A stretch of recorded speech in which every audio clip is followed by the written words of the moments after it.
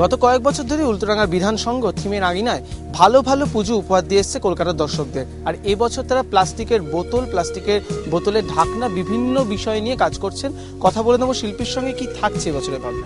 দর্শকদের জন্য থাকছে একটা আলাদা ধরনের একটা বার্তা, যে আমাদের প্লাস্টিকের বোতল এবং প্লাস্টিকের ক্যাপ যেগুলো আমাদের অনেক সময় রিসাইকেল হয় না এবং সেগুলো একটা সময় জঞ্জালে পরিণত হয় এবং আমাদের জনজীবন এবং জীবকুলকে বিভিন্নভাবে ক্ষতিকারক জায়গা তৈরি করে। আমার মনে হয় এটাকে নিয়ে সমাজের একটা বার্তা দেওয়া উচিত ছিল। এটাকে যদি আমরা প্লাস্টিকের ক্যাপটাকে যদি আমরা আর্টেতে ট্রান্সফার করতে পারি, আমাদের স্কুল কলেজেতে যদি সেগুলো শেখানো হয়, আমার মনে হয় এগুলো রিসাইকেল হওয়া সম্ভব।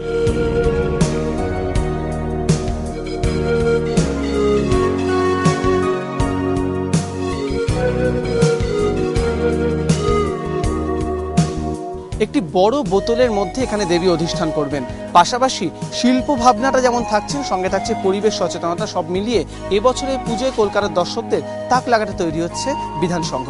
অরিজিৎ ভট্টাচার্য, এবিপি আনন্দ, কলকাতা।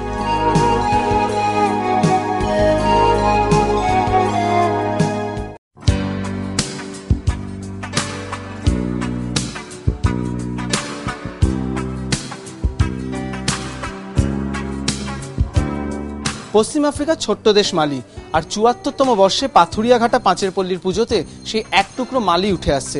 ঠিক কি থাকছে জেনে নেব শিল্পী সৌরজিৎ বন্দ্যোপাধ্যায়ের থেকে। কি থাকছে এবারে ভাবনায়?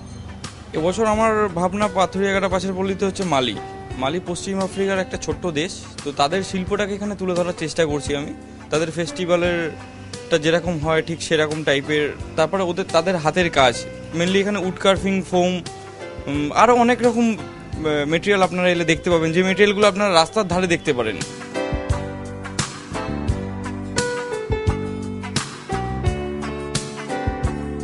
যেহেতু আমরা পশ্চিম আফ্রিকার মালিকে নিয়ে কাজ করছি, তাই মোটামুটি আমাদের দায়িত্ব হচ্ছে মালির মতনই পরিচর্যা করা। এই টোটাল ভাবনা চিন্তাটা সৌরজিতের।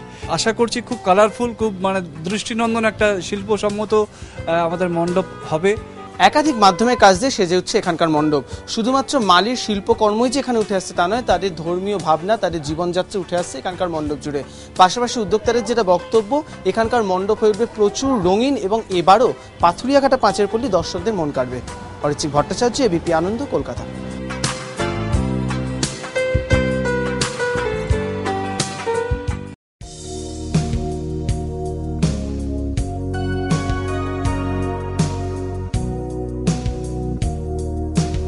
ভবানীপুরে ৬৮ পল্লীর পুজো এবছর ৬৭ বছরে, আর এবছরের থিম ভাবনায় রয়েছে রাশিচক্র।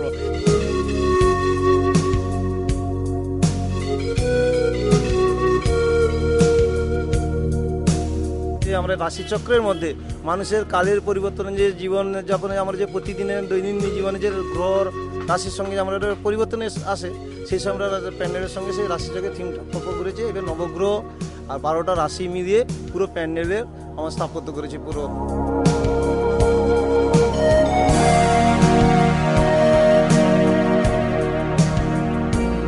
আমার বিশ্বাস অনেকটাই নতুনত্ব থাকবে। তবে আমার কাছে সবসময় মনে হয় পুজো মানেই যোগাযোগের উৎসব। তো নতুনত্ব নিয়ে আসবে, নতুন করে নতুন যোগাযোগ। আমরা আবার আনন্দিত হব, লোককে আনন্দ দেওয়ার চেষ্টা করব।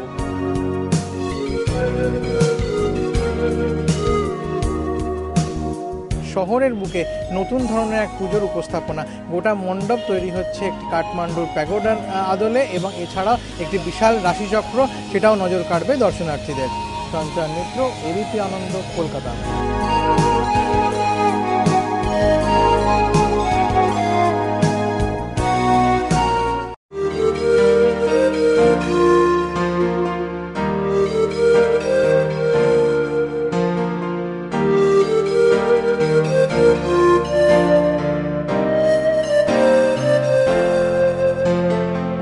দক্ষিণ কলকাতার অন্যতম পরিচিত পুজো ৬৬ পল্লীর পুজো। ৬৩তম বছরে তাদের বিষয় ভাবনা আমার দুর্গা। আর তাদের বিষয় ভাবনা অনুযায়ী আমাদের রোজকার দেখা চারপাশের মহিলারা একাত্ম হয়ে যাবেন দেবী দুর্গার সঙ্গে। বিষয়টা ভাবনা হচ্ছে আমার দুর্গা। আমার দুর্গাকে আমি সর্বস্তরের নারীদের মধ্যে আমি আমার মাকে খুঁজে পাই এবং আমার দুর্গাকে দেখতে চাই। এখানে ঠিক এই কাট আউটের ফর্মে এবং আমি এখানে মানে কোনো আমি রং ব্যবহার করছি না। আমি এখানে যে পিসবোর্ড ব্যবহার করছি বা করগেটেড যে বোর্ডগুলো ব্যবহার করছি, এর নিজস্ব একটা রং আছে। এই রংটার এরই বিভিন্ন শেড আছে, এইগুলোকে ব্যবহার করেই আমি কাজ করছি।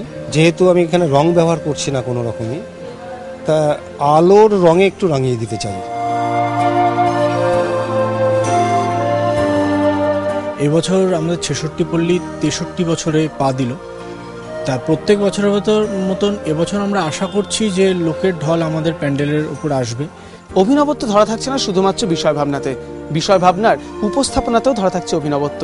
মণ্ডপে সেই অর্থে কোনো রঙের ব্যবহার থাকছে না, শুধুমাত্র আলোর ব্যবহারই মণ্ডপ রঙিন হয়ে উঠবে এবং পাশাপাশি থাকছে প্রচুর শব্দের ব্যবহার। সব মিলিয়ে ৬৬ পল্লীর পুজো এবছর অন্যান্য পুজোকে টক্কর দিতে একেবারে তৈরি। অরিচিক ভট্টাচার্য, এবিপি আনন্দ, কলকাতা।